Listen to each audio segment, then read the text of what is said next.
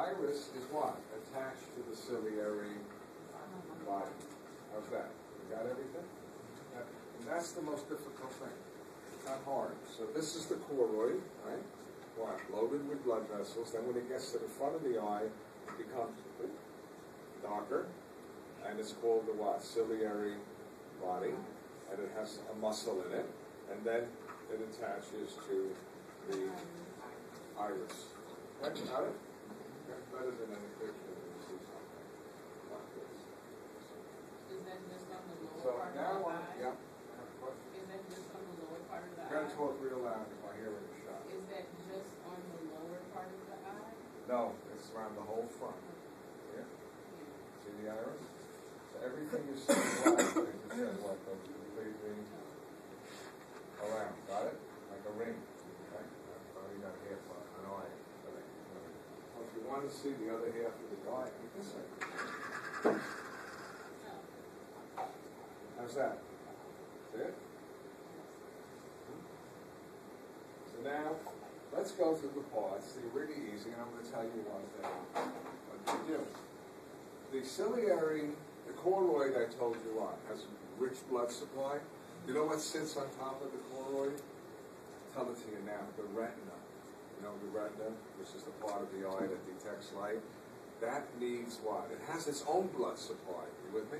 But it also has the blood supply of the choroid. Okay? The retina has its own blood supply, but retina is so important. The choroid, what? Let's, materials diffuse out of the capillaries and service the retina and service the choroid and the iris and everything. Okay?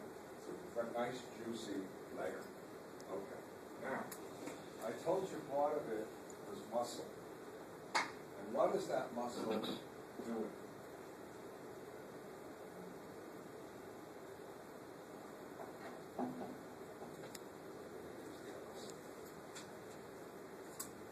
This is not a good.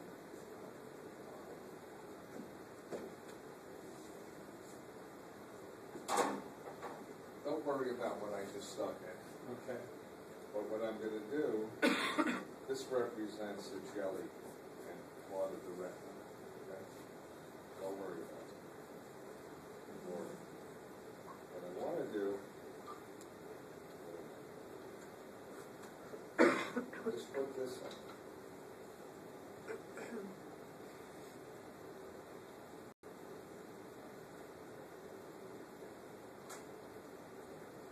What is this that I just put in? No? That's the lens. You know you have a lens in your eye? So I'm going to draw a picture of this. Maybe the other one works better.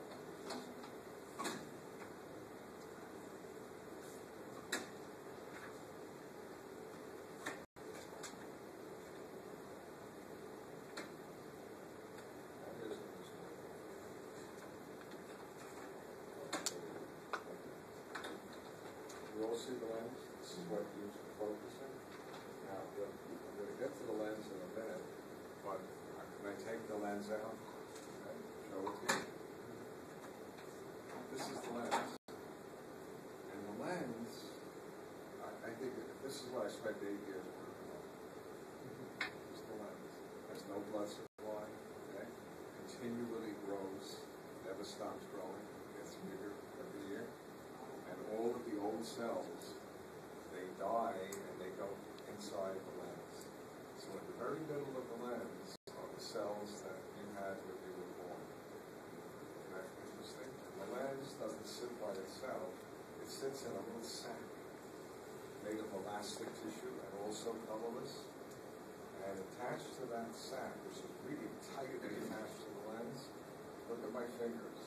Are little ligaments. See my fingers doing this? All the way around. Okay? They're as fine as coarse hair. You know the coarse hair, They're lots of ligaments, and they're called suspensory ligaments. And they attach to the lens. And where do they attach out here? They attach to the muscle of the ciliary body. Remember the ciliary body had a muscle? So just along here, see what I'm showing you? Before this the equator, you have all of these what? Hair-like ligaments. And I'm going to do it. my fingers are the ciliary muscle. You all with me?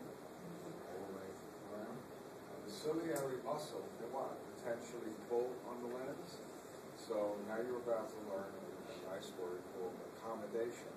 When you're looking at a book, your lens has to be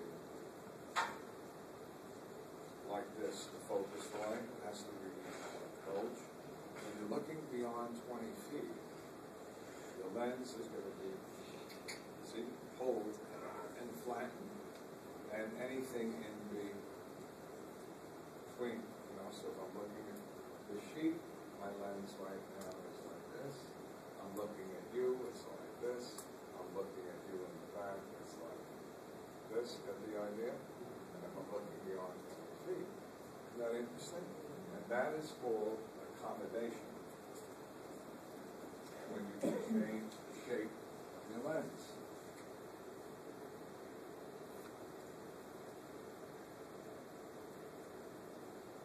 Now here's the paradox. You would think, don't write this, you would think that when the muscle contracts, it would what? Pull on the lens, right? And what? Make it much thinner. Doesn't that make sense? No, because biology never makes sense. You know what the muscle does?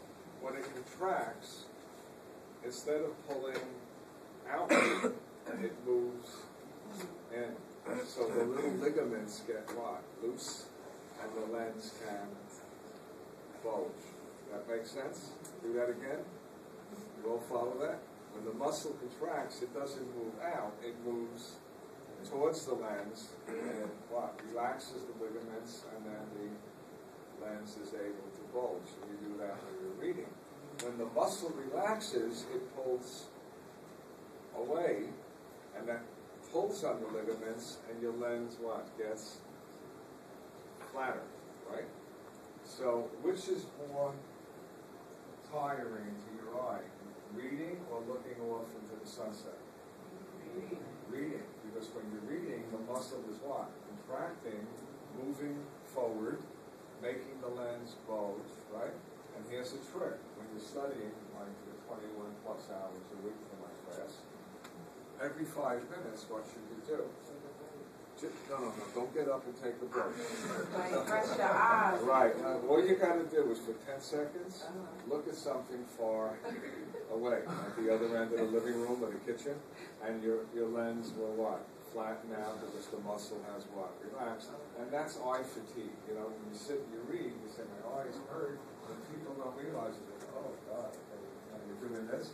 Well, the muscle, you've been reading, the muscle is what? Contracted, it gets tired.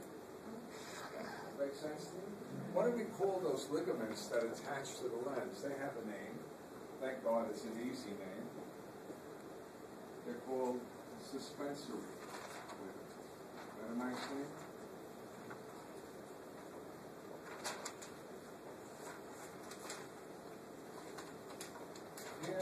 So I want to do something. Are you ready? Then we'll come back and finish the rest of the eye.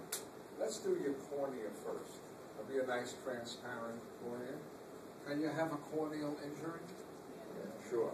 You can get splashed with chemicals, and if you injure the cornea, it goes that color. See the color of his what? Sweatshirt? It goes gray. You're blind. And that was my second job, working with the great man, Stuart Brown, over at New York Hospital, Cornell. And he wanted to do the following. I'd just like to tell you an interesting story. This won't be on the test, all right? He would have patients who came in who had lye, you know, like Drano, and their eyes, they're blind. And he was hoping that he could do in about 6 months a corneal transplant, which I'll show you how that's done. But lo and behold, 6 weeks later, when we looked at these patients, they started to get holes in their cornea, called ulcers, and the fluid behind it is leaking out. You have no choice but to remove the entire eyeball. You got to remove the eyeball. And so we had patients who came in who were totally 100% blind. Their eyeballs are removed. They get new glass eyes cosmetically. And and that's the end of it. But the question that he came up with, along with Dolman from Mass General, was why 6 weeks later? It can't be the lye, because if the lye did the damage, it would have happened right away. So what we found, 2 years of work, they did lye, and they pulled me in for some specialized work, was that there's no blood supply in the cornea, right? But when you injure it, white cells from the sclera, remember the white of the eye? There would be white cells would migrate, into the cornea, and we found that the white cells were releasing an enzyme called collagenase. And most of the cornea is made of collagen, between 2 layers of epithelium. So what did the collagenase do? It ate through the cornea, right, and made a hole. And the more white cells that went in, the more holes you would take. Everyone got the idea? And the white cells took about 6 weeks to what? Migrate in and start to do their damage. So now we worked with rabbits and we isolated the collagenase of the white cells. And then we had what we call characterizers. Remember last term you studied enzymes? And enzymes, they're all different. Some enzymes work at an acid pH, some work at an alkaline pH, some neutral. Some of them have cofactors. Do you remember that? Something that has to attach to the enzyme, the coenzyme. We found that this enzyme won't work unless calcium is attached. That was fantastic. Why? We now began to wash the damaged eyes with a chemical that soaks up calcium. Well, we weren't too good at the beginning. We were so overly excited. We had too much of it, and the whole eye developed redness, because we pulled away too much calcium, even from inside the eye. By the way, all of these 3 things together, A, B, and C, are called the uvea. So not only did you damage the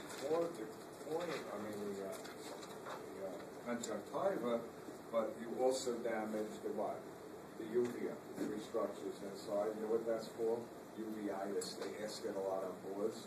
You know why they like to ask it? Because they love to play with you. Uvea, U-V-E-A, are those 3 things. Uvula. Remember that little punching sack that punching bag that hangs down in the back of your throat? That's the uvula, right? This is the UV, right? So they like to test you on that sometimes to see if you screw up what vocabulary. So anyway, we eventually found a chelator, which is a chemical that soaks up ions, that was mild, and it didn't cause uveitis. And lo and behold, and this was the greatest day for us, is that we had human patients, and we sent them home to wash their eye every day with this gentle chelator, no calcium, and no ulcers. And what did we do 6 months later? We did a corneal transplant. And the person went from totally blind to full vision. Right? So that was a good Stuart Brown, the guy that we put it all together. And so I'm going to show you now how to do a corneal transplant. Are you curious? Yeah. It's very easy, but you need a good surgeon. He was a superb surgeon. I used to love to watch him work. He was tough. The poor residents that worked with him, boy, he would take them to task. So here is your cornea. And this is a dead person's eye. We would order as fast as we can get. Stuart liked to do 6 or 8 of these a week. Very good. Okay, then you take a week off after watching the patients for 1 week, and then he'd have the residents watch the patients. Because he'd call up and he'd ask specific questions about each patient. And so what you do is you take an instrument that is metal and it's hollow, and this is a very sharp edge, and you put that onto the cornea, like you're going to bore a hole in a cork, and you turn it, right? Don't worry, the patient's out. And this is the damaged cornea, right? Huh? And we take that and we throw it in the garbage. Then we do the same thing to the good cornea, and we take the piece of the good cornea and you put it right here. And this is where you got to be good. Now you got to stitch it. You got to hold it in place.